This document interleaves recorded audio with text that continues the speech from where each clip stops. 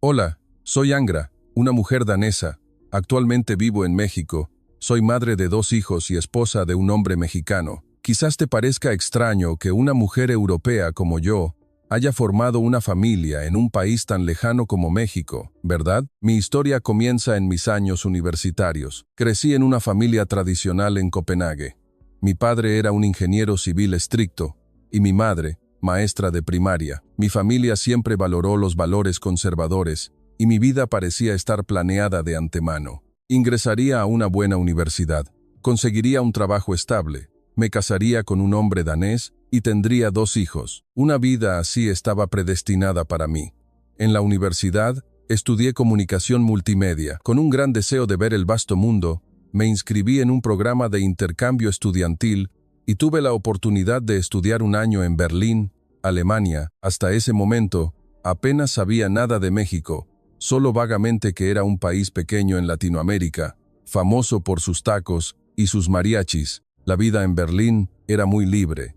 Pude interactuar con estudiantes de muchos países, abrí mi mente, y fue aquí donde conocí a la persona que cambiaría mi vida. Fue Diego, un estudiante mexicano que conocí por primera vez en una clase de ingeniería de la comunicación. Diego era diferente a los demás estudiantes. Siempre se sentaba en las primeras filas, tomando notas con atención. Era reservado, pero en los proyectos de grupo era el más responsable. Un día, por casualidad, nos asignaron al mismo grupo para una tarea, y fue entonces cuando nuestra conversación comenzó. Angra, ¿qué piensas de esta parte? Creo que deberíamos ir en esta dirección. El acento español de Diego, al principio, me sonaba bastante extraño, pero sus ideas siempre eran claras y lógicas. Después de trabajar juntos varias veces, nos fuimos haciendo más cercanos. Una tarde, después de que terminó la reunión del grupo, solo quedamos nosotros dos en la cafetería de la universidad. Mirando las gotas de lluvia caer por la ventana, Diego dijo pensativo, «Angra, en realidad en mi país estoy en tercer año de universidad. Después de estudiar un año aquí, tengo que regresar para participar en un programa de especialización en el extranjero». ¿Programa de especialización en el extranjero? ¿Cuánto tiempo tienes que ir? Casi 2 años. Podría ser de 18 o 21 meses, dependiendo de la asignación. En ese momento no sabía mucho sobre jóvenes mexicanos que participaban en este tipo de programas. Diego comenzó a contarme más sobre su país, su familia y la cultura mexicana. Poco a poco, me sentí atraída por ese país desconocido. Nos prometimos enseñarnos idiomas mutuamente. Yo le enseñé danés a Diego, y él me enseñó frases básicas en español.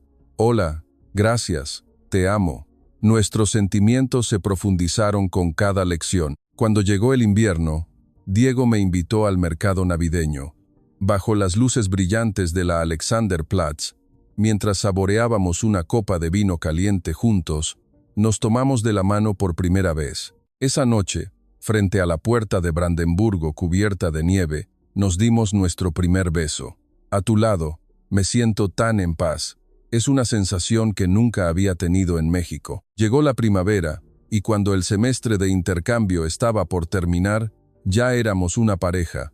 Pero el momento de la separación se acercaba. Diego tenía que regresar a México, mientras yo aún me quedaba un semestre más en Berlín. Después de volver a mi país, tengo que empezar mi asignación de inmediato.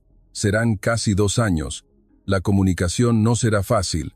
Esperaré, nos mantendremos en contacto y buscaremos la manera. Diego asintió con una expresión llena de preocupación. Sus ojos parecían inciertos. El último día en el aeropuerto de Tegel, nos abrazamos por un largo tiempo. Detrás de él, la pantalla de vuelos parpadeaba. Definitivamente me pondré en contacto. Espérame, Angra. Y luego Diego se fue. Las primeras semanas, nos comunicábamos todos los días por WhatsApp. Diego me hablaba de su vida diaria en México, de su reunión familiar y de los preparativos para su próximo viaje. Pero luego los mensajes se hicieron menos frecuentes. Cerca del día de su partida, Diego me envió un último mensaje. Angra, lo siento mucho.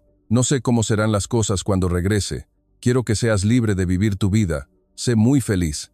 Al leer ese mensaje, lloré toda la noche. Pocos días después, Una verdad que cambiaría completamente mi vida llegó. La prueba de embarazo mostraba 2 líneas. Al saber que estaba embarazada, me sentí completamente confundida. No podía avisar a mis padres en Dinamarca, ni podía contactar a Diego, quien había cortado toda comunicación. Tuve que enfrentar esta situación sola en Alemania. Al principio pensé en todas las posibilidades: abortar, dar al bebé en adopción. Pero en lo profundo de mi corazón, quería proteger a este bebé. Era el fruto de nuestro amor, el de Diego y el mío. Y entonces decidí que tendría al bebé. La universidad en Berlín tenía un programa de apoyo para estudiantes embarazadas, pero como era estudiante de intercambio, no calificaba. Finalmente, expliqué mi situación a la universidad y pedí permiso para completar el resto del semestre de forma virtual. Afortunadamente, los profesores fueron comprensivos. Comencé a prepararme para el parto en una pequeña habitación alquilada. Durante el día estudiaba en línea, por la noche trabajaba a tiempo parcial en una cafetería cercana. Al principio del embarazo, aún podía trabajar, pero a medida que mi vientre crecía, todo se volvía más difícil. Justo en ese momento, Aylin, una chica turca que vivía en el mismo edificio, me ofreció su ayuda. Angra, no estás sola, te ayudaré. Yo también tuve a mi primer hijo aquí. Aylin era una instructora de yoga para embarazadas. Ella me enseñó gratis. Gracias a ella, mantuve mi salud física y mental. Sin embargo, el problema financiero persistía. Los gastos del parto, los artículos para el bebé y los gastos de manutención posparto eran una gran carga. Cuando tenía 6 meses de embarazo, finalmente llamé a mis padres en Dinamarca. Con voz temblorosa, les expliqué la situación. Mamá, papá, estoy embarazada. Tengo 6 meses. Al otro lado de la línea hubo un largo silencio. Luego, la voz enfadada de mi padre. ¿De quién es el bebé? ¿Dónde está ese hombre? Es un estudiante mexicano. Ahora está en un programa de especialización en el extranjero. ¿Mexicano? ¿Programa de especialización? Angra. ¿Sabes cuánta vergüenza le estás causando a esta familia? Mi madre, sollozando, tomó el teléfono. ¿Por qué llegó a esto? Angra, ven a casa, tus padres encontraremos una solución. Pero yo ya había tomado una decisión. Daría a luz y lo criaría de la manera más independiente posible. Aunque herida por la decepción y el enfado de mis padres, no me arrepentía de mi elección. El tiempo pasó, el día del parto se acercaba, y tuve que reflexionar más profundamente sobre cuestiones prácticas. ¿Cuál sería la nacionalidad de mi hijo? ¿Quién sería el tutor legal? Y lo más importante, ¿cómo le explicaría a mi hijo la ausencia de su padre? Cuando tenía 8 meses de embarazo, la situación se complicó aún más. No podía seguir trabajando a tiempo parcial y mis ahorros se agotaban. Un día, al ir al hospital para un chequeo prenatal de rutina, mientras estaba sentada en la sala de espera, por casualidad, escuché la conversación de 2 mujeres que hablaban en español. Reuní todo mi valor, me acerqué a ellas y les hablé en mi español titubeante. Hola, disculpen, ¿son ustedes de México? Una de las mujeres mayores me miró con sorpresa. Oh, sí, ¿cómo es que sabes español? Estudié un poco. Mi novio es mexicano. Mirando mi vientre abultado, la expresión de la mujer cambió. Conteniendo las lágrimas, les conté brevemente mi historia, mi encuentro con Diego, su regreso a México y su asignación, y mi situación actual. ¿Podría ayudarme, por favor? Quiero contactar al padre del bebé. Esa mujer se llamaba Elena, una mexicana que vivía en Alemania hacía más de 20 años. Ella me llevó a una cafetería cercana y escuchó mi historia con más detalle. Mi niña, Angra, tu situación es muy difícil, pero no te rindas. Primero, dime el nombre y toda la información que sepas de ese chico. Le conté a Elena todo lo que sabía sobre Diego. Su apellido era Rosas. Era estudiante de ingeniería en una universidad de la Ciudad de México, y sus padres vivían en Oaxaca. Elena tomó notas cuidadosamente. En México hay algunas maneras de encontrar a alguien que está trabajando en el extranjero.